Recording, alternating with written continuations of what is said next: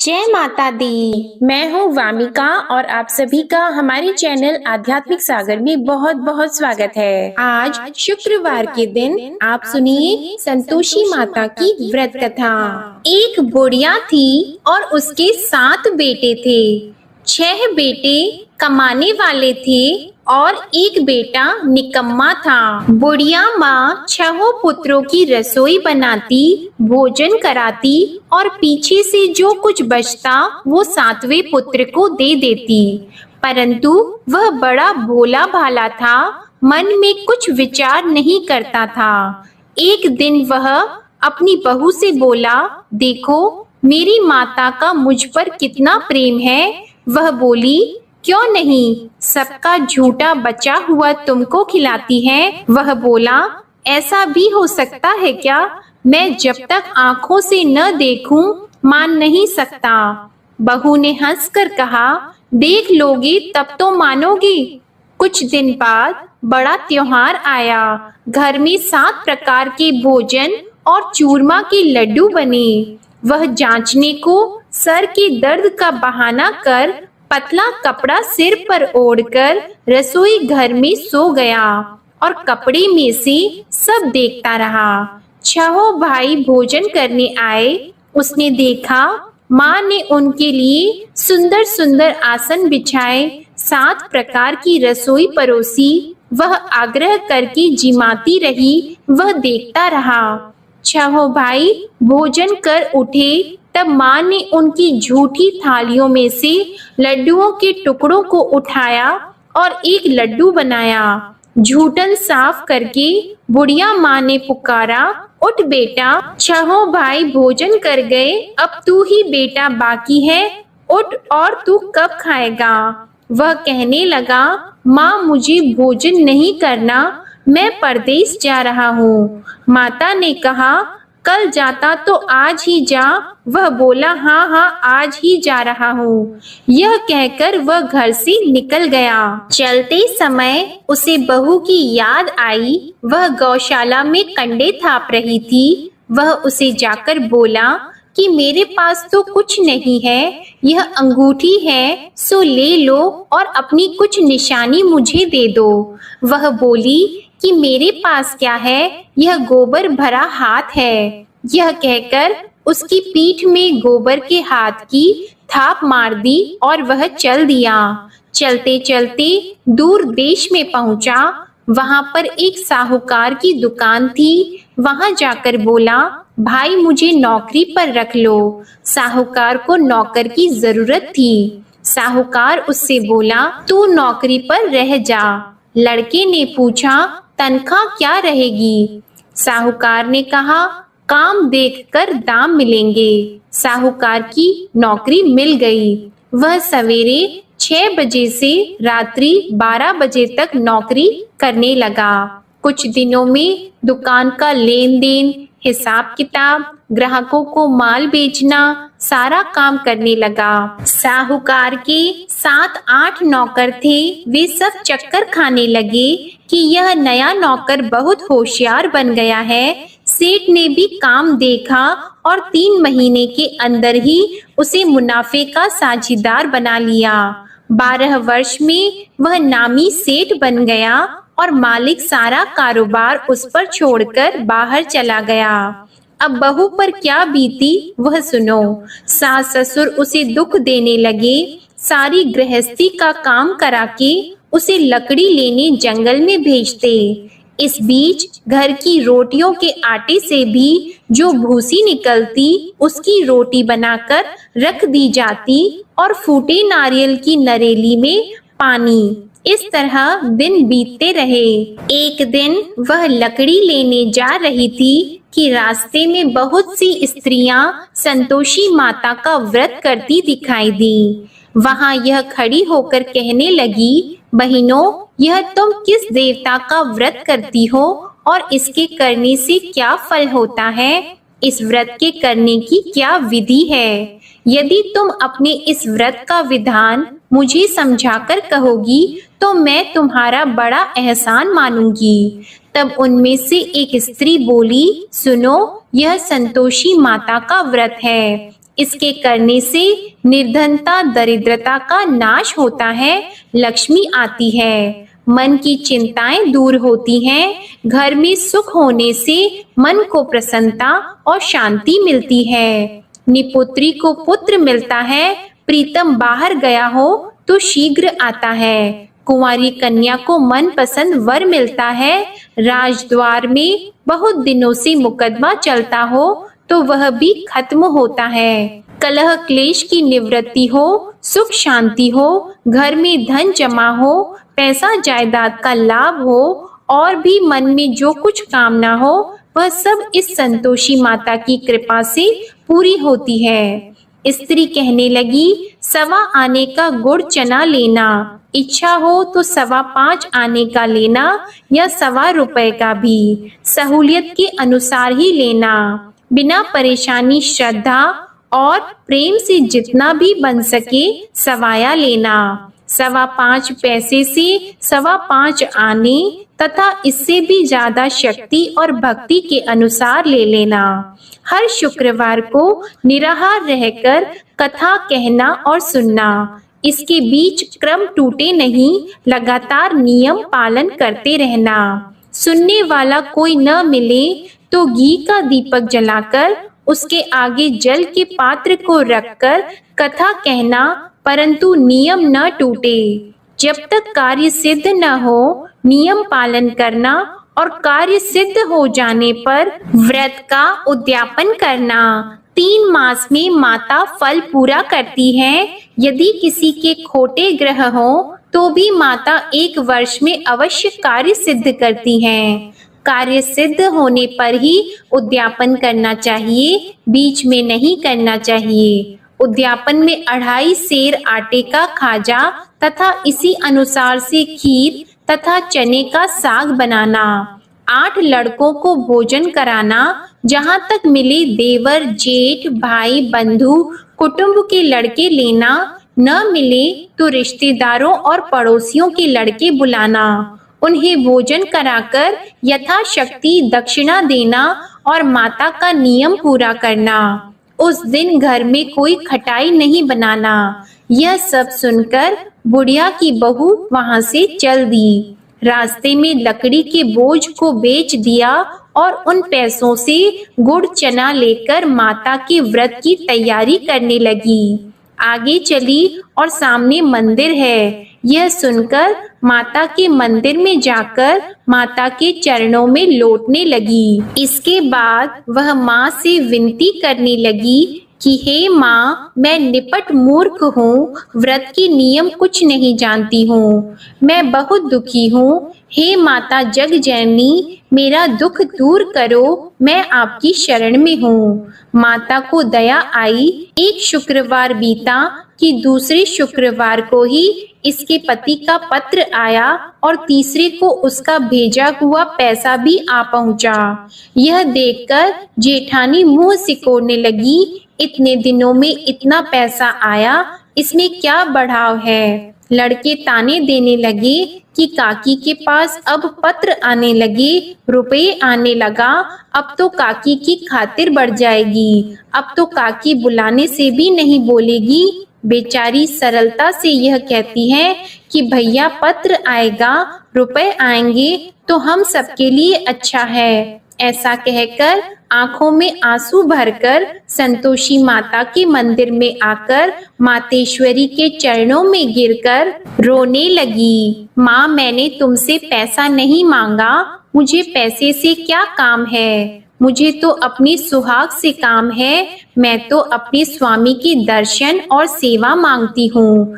तब माता ने प्रसन्न होकर कहा, जा बेटी, तेरा स्वामी आएगा। यह सुनकर खुशी से वह बावली होकर घर जाकर काम करने लगी। अब संतोषी माँ विचार करने लगी, इस भोली पुत्री से मैंने कह तो दिया कि तेरा पति आएगा, पर आएगा कहाँ से? वह तो इसे स्वप्न में भी याद नहीं करता। इसे याद दिलाने तो मुझे ही जाना पड़ेगा।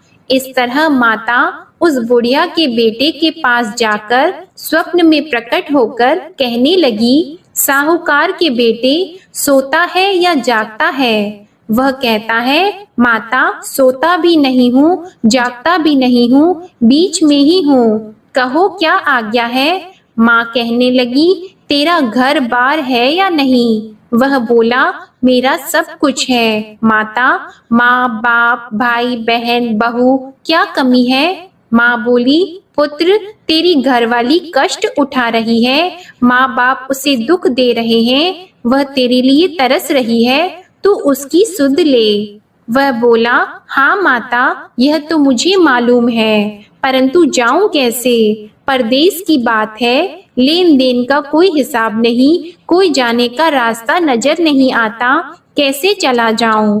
माँ कहने लगी, मेरी बात मान, सवेरे नहा धोकर संतोषी माता का नाम लेकर घी का दीपक जलाकर दंडवत कर दुकान पर जा बैठना। देखते देखते तेरा लेन देन चुक जाएगा, जमा माल बिक जाएगा, सांझ होते होते धन का ढेर लग जाएगा।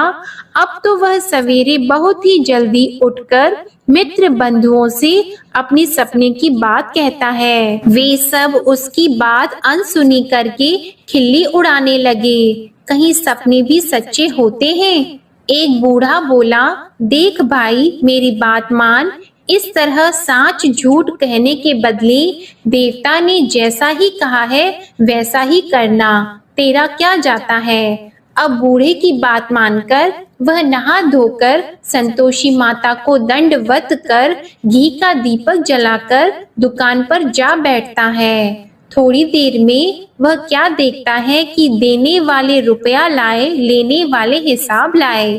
कोठे में भरे सामानों के खरीदार नगद में सौदा करने लगे। शाम तक धन का ढेर लग गया।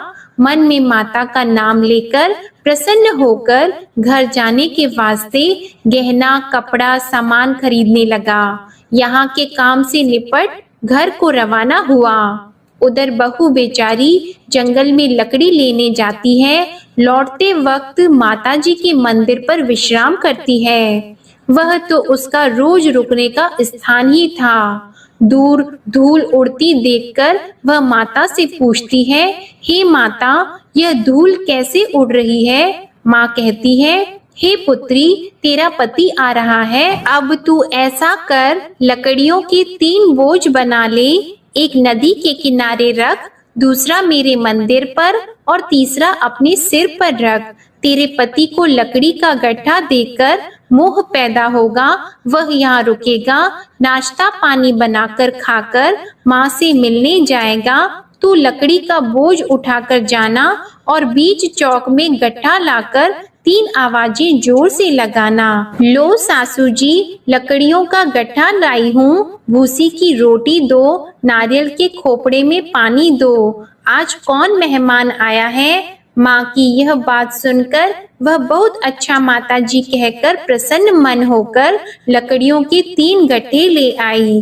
एक नदी के तट पर एक माता के मंदिर पर रखा। इतने में ही वह मुसाफिर आ पहुंचा। सूखी लकड़ी देखकर उसकी इच्छा हुई कि अब यहीं निवास करें और भोजन बनाकर खा पीकर गांव जाएं। इस प्रकार भोजन बनाकर विश्राम लेकर गांव को गया। उसी समय बहू सिर पर लकड़ी का गट्ठा लिए आती है। उसे आंगन में डालकर जोर से 3 आवाज देती है, लो सासू जी, लकड़ी का गट्ठा लो, भूसी की रोटी दो, नारियल के खोपड़े में पानी दो, आज कौन आया है। यह सुनकर उनकी सास अपने दिए हुए कष्टों को भुलाने हेतु कहती है, बहू ऐसा क्यों कहती हो, तेरा मालिक ही तो आया है, बैठ, मीठा भात खाकर कपड़े गहने पहन।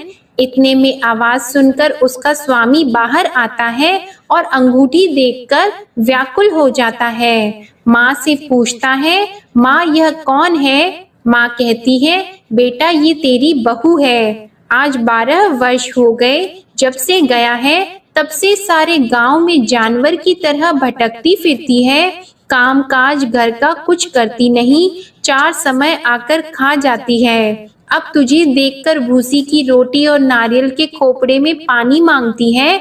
वह लज्जित होकर बोला, ठीक है माँ, मैंने इसे भी देखा और तुम्हें भी। अब मुझे दूसरे घर की चाबी दो तो मैं उसमें रहूंगा। ठीक है बेटा, जैसी तेरी मर्जी। यह कहकर माँ ने चाबी का गुच्छा उसे दे दिया। उसने लेकर दूसरे कमरे को खोलकर सारा सामान जमाया और एक दिन में ही वहां राजा के महल जैसा ठाट बाट बन गया।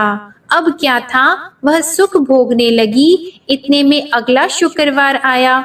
उसने अपने पति से कहा, मुझे माता का उद्यापन करना है। उसका पति बोला, बहुत अच्छा, कर लो, अपनी खुशी से यह भी कर लो। तुरंत ही वह उद्यापन की तैयारी करने लगी। जेठ के लड़के को भोजन के लिए कहने लगी। उसने मंजूर किया, परंतु पीछे जेठानी अपने बच्चों को सिखाती है, देखो भोजन के समय सब लोग खटाई मांगना, जिससे इसका उद्यापन पूरा न हो। लड़के खाना खाने आए, खीर पेट भरकर खाई, परंतु बात याद आते ही कहने लगे, हमें कुछ खटाई खाने को दो, खीर खाना हमें भाता नहीं, यह देखकर अरुचि होती है। बहू कहने लगी, खटाई किसी को नहीं दी जाएगी, यह तो संतोषी माता का प्रसाद है। लड़के उठकर खड़े हुए और बोले, पैसे लाओ। भोली बहू कुछ जानती नहीं थी, सो उन्हें पैसे दे दिए। लड़के उसी समय उठकर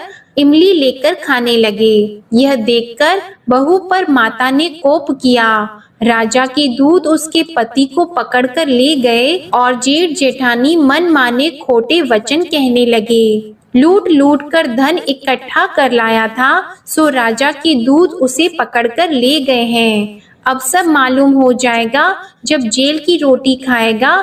बहू से यह वचन सहन नहीं हुआ।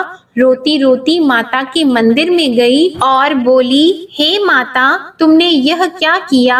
हंसाकर क्यों रुलाती हो? माता बोली, पुत्री, तूने उद्यापन करके मेरा व्रत भंग किया, इतनी जल्दी सब बातें भुला दी। वह कहने लगी, माता, भूली तो नहीं हूँ, न कुछ अपराध किया है, मुझे तो लड़कों ने भूल में डाल दिया, मैंने भूल से उन्हें पैसे दे दिए, मुझे क्षमा करो माँ। माँ बोली, ऐसी भी कहीं भूल होती है? वह बोली, माँ मुझे माफ कर दो, मैं फिर तुम्हारा उद्यापन करूंगी। माँ बोली, अब भूल मत करना। वह बोली, अब भूल नहीं होगी माता, अब बताओ वे कैसे आएंगे? माँ बोली, जा पुत्री, तेरा मालिक तुझे रास्ते में ही आता मिलेगा। वह निकली, रास्ते में पति आता मिला तो उसने पूछा, तुम कहाँ गए थे?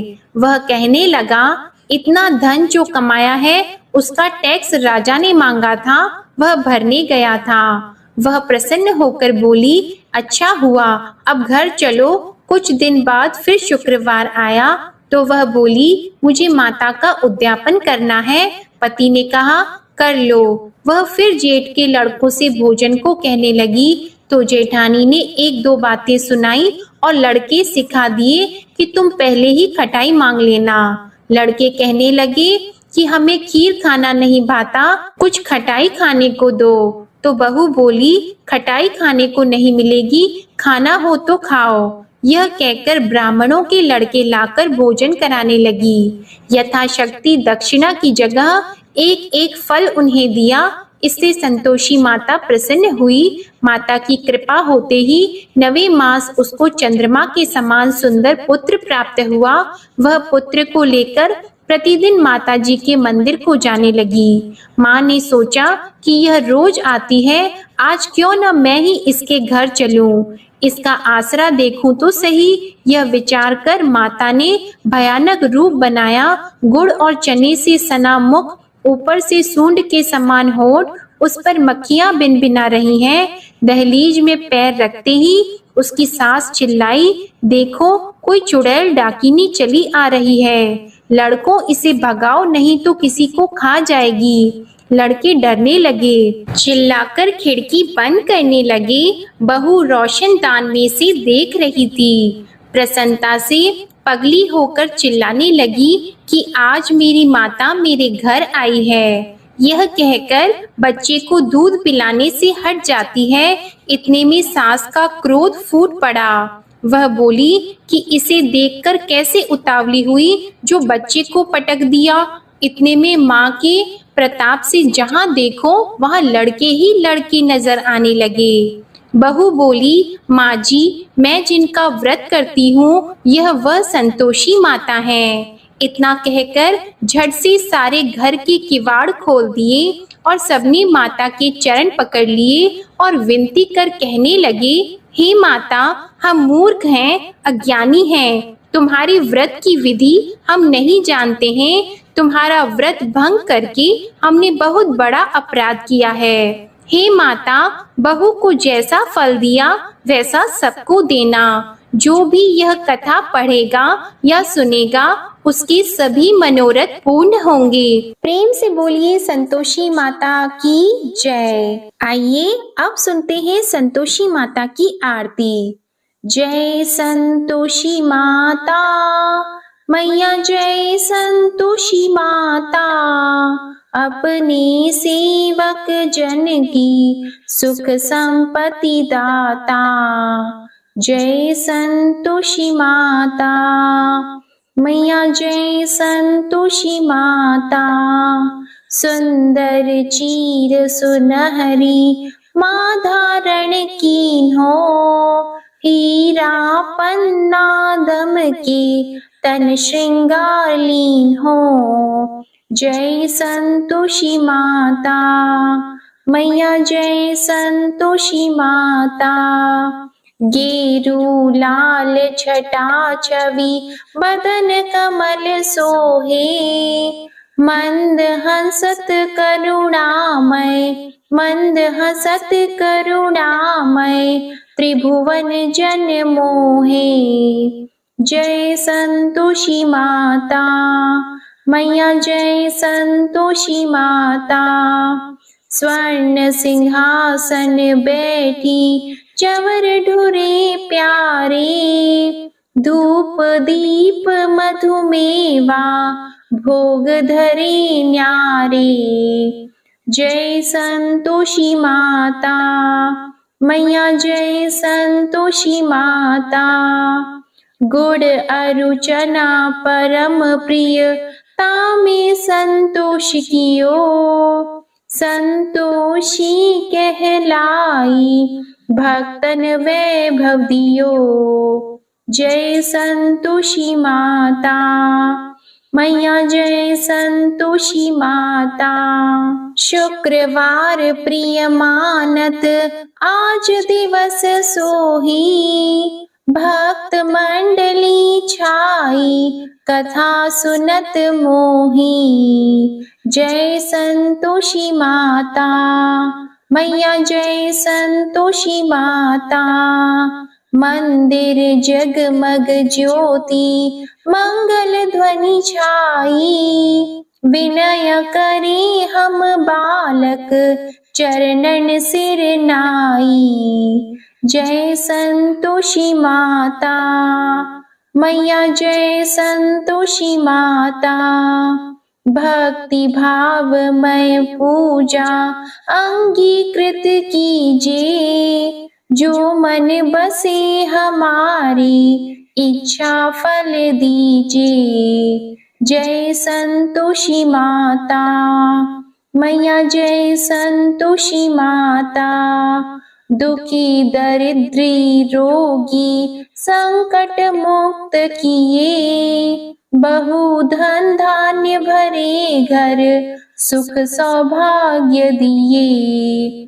जय संतोषी माता मैया, जय संतोषी माता, ध्यान धरियो जिस जन ने मन वांछित फल पायो। पूजा कथा श्रवण कर घर आनंद आयो। जय संतोषी माता मैया, जय संतोषी माता, शरण गहे की लज्जा राखियो जगदम्बे। संकट तू ही निवारे दयामयी अम्बे। जय संतोषी माता मैया, जय संतोषी माता, संतोषी माँ की आरती जो कोई नर गावे, रिद्धि सिद्धि सुख संपत्ति जी भर कर पावे। जय संतोषी माता मैया, जय संतोषी माता, जय संतोषी माता।